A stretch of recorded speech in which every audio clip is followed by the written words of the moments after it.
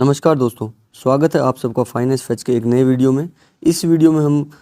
पैसे के बारे में या फाइनेंस के बारे में बहुत ही बुनियादी और बहुत ही बेसिक सी जानकारी के बारे में बात करेंगे, जो होती है पर्सनल फाइनेंस। कि पर्सनल फाइनेंस क्या होता है।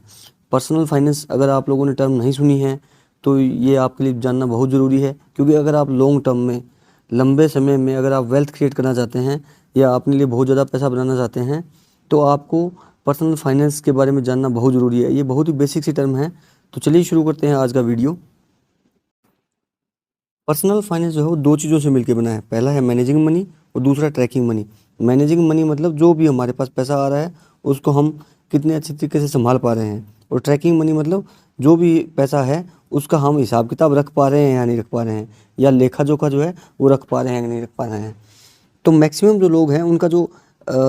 अननेसेसरी स्पेंडिंग या बोल दें या वेस्टेज जो होता है मनी का, वो सिर्फ इसलिए होता है क्योंकि वो उस पैसे का हिसाब किताब नहीं रख पाते हैं टाइम से। और हिसाब किताब ना रख पाने की वजह से वो या तो गैर ज़रूरी चीज़ों पे उस पैसे को खर्च कर देते हैं या फिर उसका वेस्टेज हो जाता है। तो इसी के बारे में हम बात करें कि इस वेस्टेज को बचाने के लिए हमें क्या क्या करना चाहिए।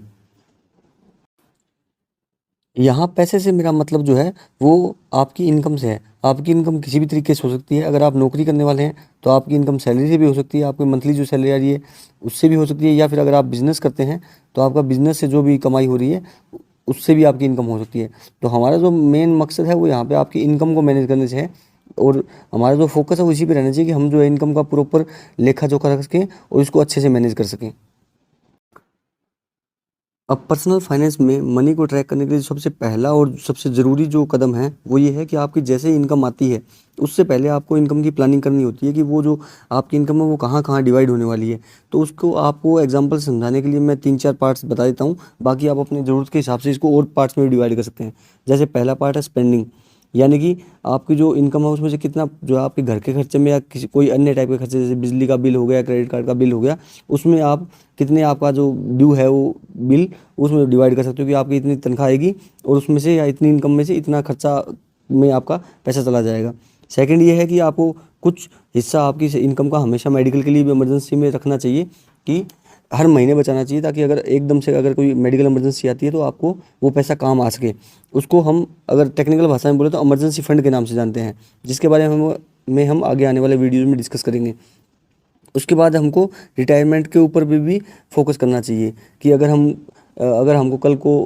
कुछ टाइम के बाद नौकरी चली जाती है या नौकरी ख़त्म होने के बाद जब हम रिटायरमेंट के बाद में हमारी लाइफ कैसी होगी, तो उसके लिए भी हमें थोड़ा मोटा सोचना चाहिए और अपना पैसा बचाना चाहिए, उसको कहीं ना कहीं निवेश करना चाहिए। और चौथा इन्वेस्टमेंट, कि हमको इनकम में से कितना पार्ट है जो हमें इन्वेस्ट करना ही करना है, चाहे कुछ भी हो जाए। ये हमें मंत्र मान के चलना है कि इन्वेस्टमेंट करना ही है, ताकि हम लॉन्ग टर्म में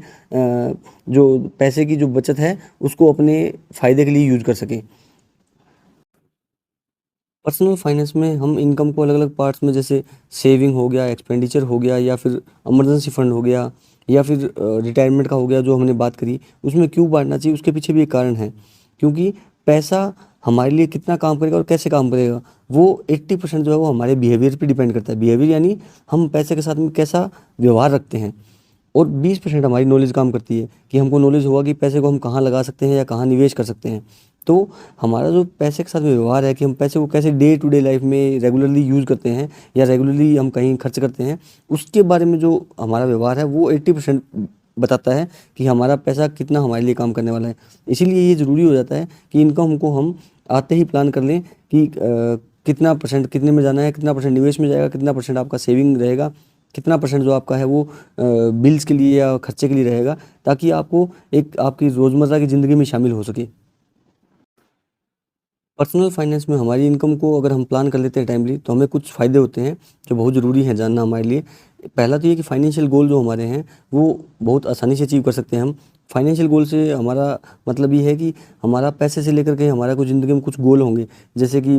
बच्चों की हायर एजुकेशन हो सकता है, या बच्चों की शादी हो सकती है, या फिर रिटायरमेंट की प्लानिंग हो सकती है, कुछ भी हो सकता है। तो अगर हम उसको इनकम को अच्छे से हम प्लान करते हैं, आज से शुरू करते हैं, तो हमारे को जो गोल हैं वो अचीव करने में बहुत ईजी रहेगा, क्योंकि हमने उसके लिए अलग से एक इनकम का जो पार्ट है वो सेव करके और इन्वेस्ट करना स्टार्ट कर दिया था।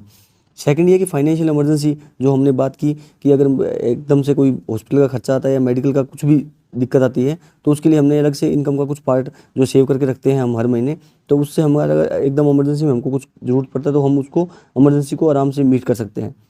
तीसरा सबसे बड़ा इंपॉर्टेंट जो चीज़ है वो कि वेल्थ बनाना है। वेल्थ यानी कि लॉन्ग टर्म में, लंबे समय में जब हम आज से इन्वेस्ट करना स्टार्ट करेंगे तो वो हमको 10 साल या 20 साल बाद में जो है वो अपना असर दिखाना शुरू करेगा, जिससे हमको क्या है कि लॉन्ग टर्म में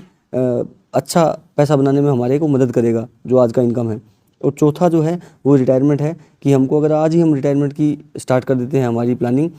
आज की इनकम से ही, तो हमको आने वाले दिनों में रिटायरमेंट के ऊपर ज़्यादा फोकस करने की ज़रूरत नहीं रहेगी, क्योंकि वो जो हमारा रिटायरमेंट के लिए जो हमने इन्वेस्टमेंट स्टार्ट की थी वही हमको आगे आने वाले दिनों में रिटायरमेंट के लिए बहुत अच्छा बेनिफिट दे जाएगा।